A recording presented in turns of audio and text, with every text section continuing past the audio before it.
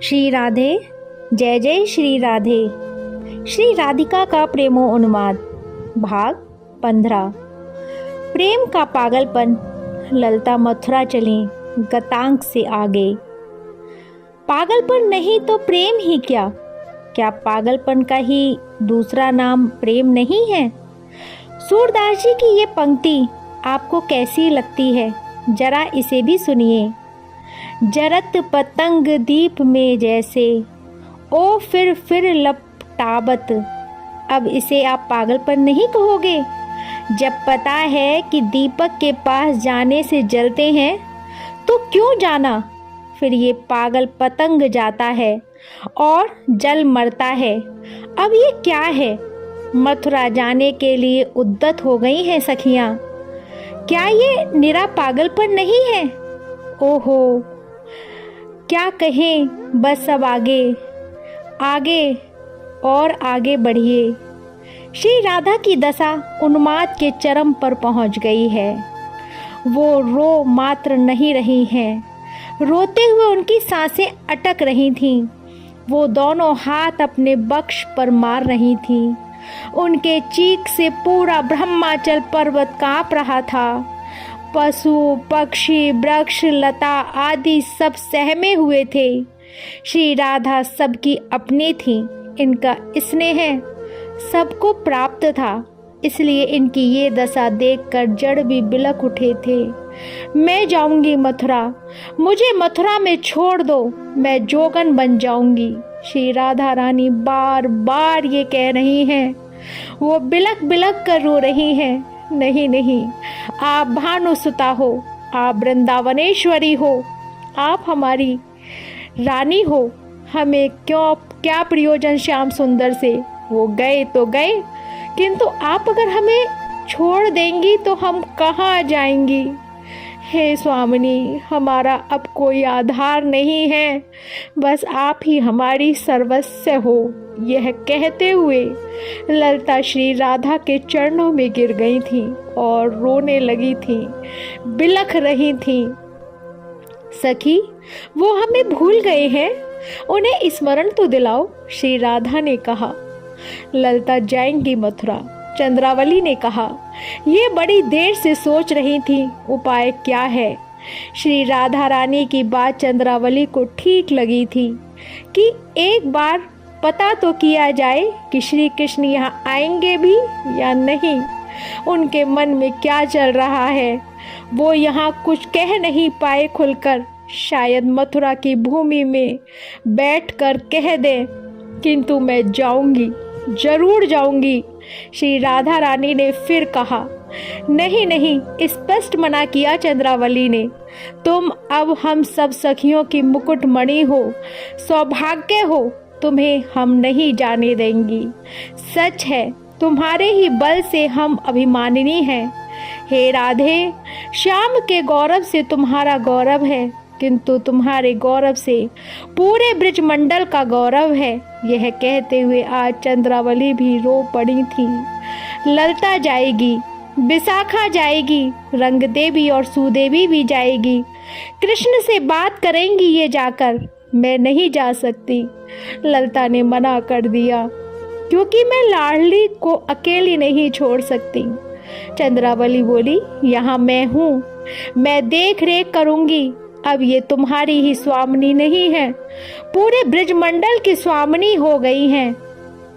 किंतु ललता कुछ बोलने जा रही थी कि श्री राधा रानी ने उसका हाथ पकड़ लिया और बिलख कर बोली, ललते, तू मेरी प्यारी सखी है ना?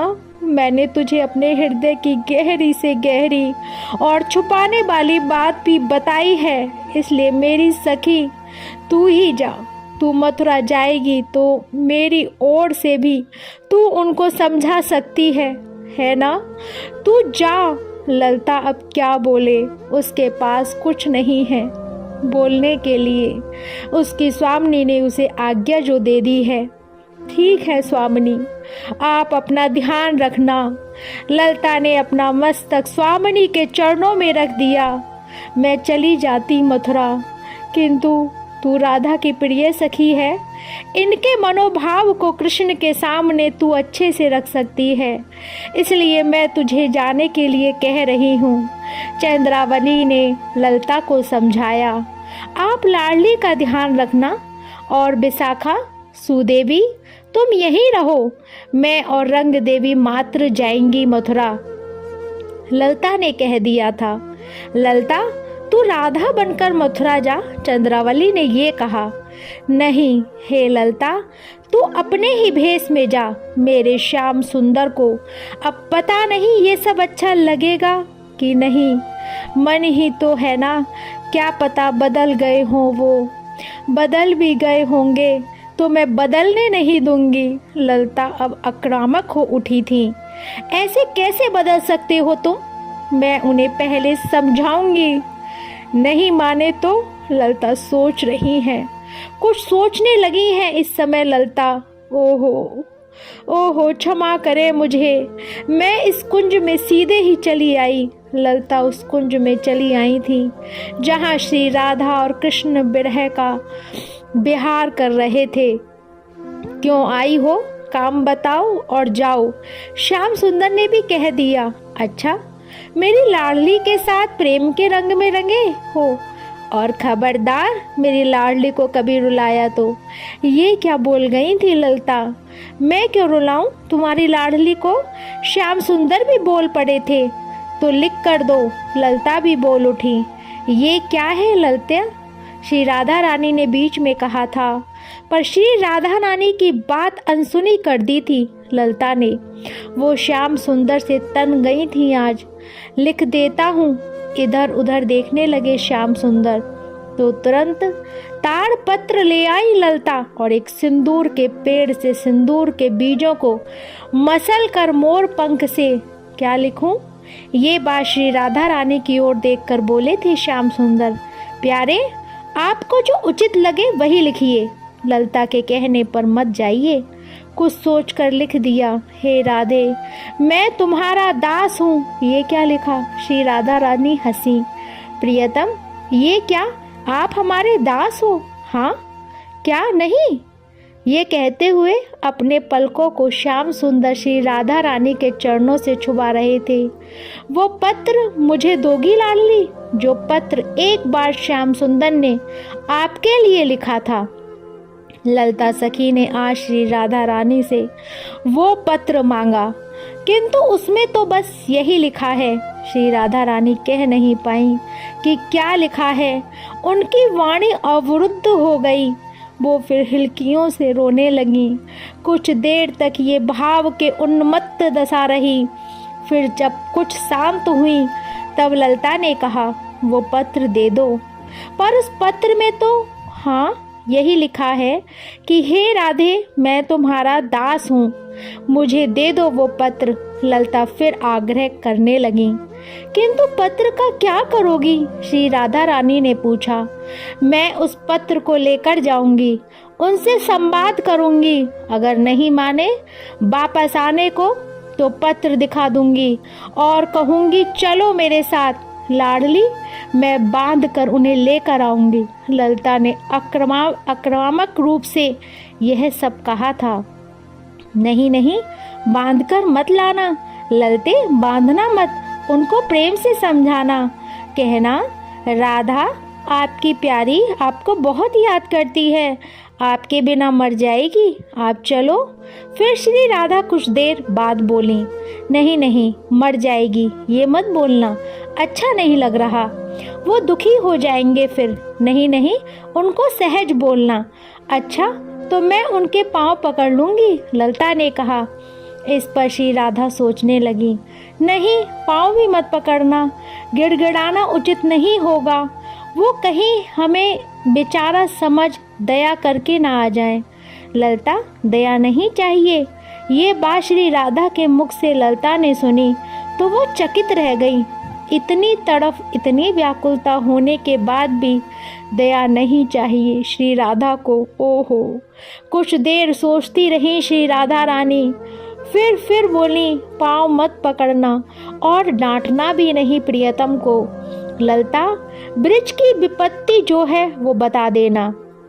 उनकी गाय चरती नहीं है, ये बता देना। उनके सखा ग्वाले सब अनाथ से हो गए हैं, बता देना।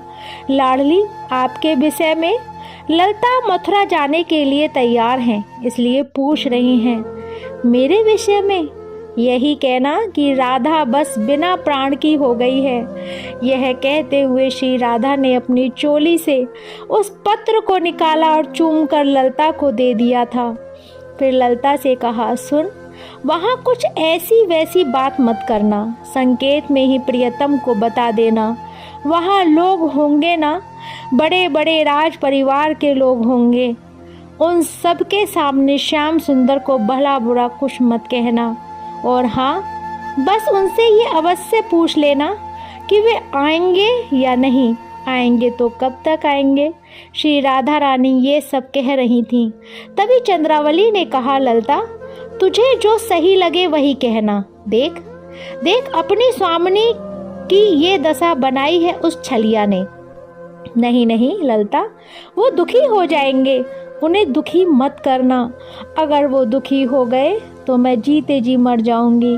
ललता, उन्हें दुखी मत करना। राधा की प्रार्थना है श्याम सुंदर दुखी ना हो। बस अपनी स्वामिनी का संदेश लेकर ललता और रंग देवी निकल गई थी मथुरा के लिए।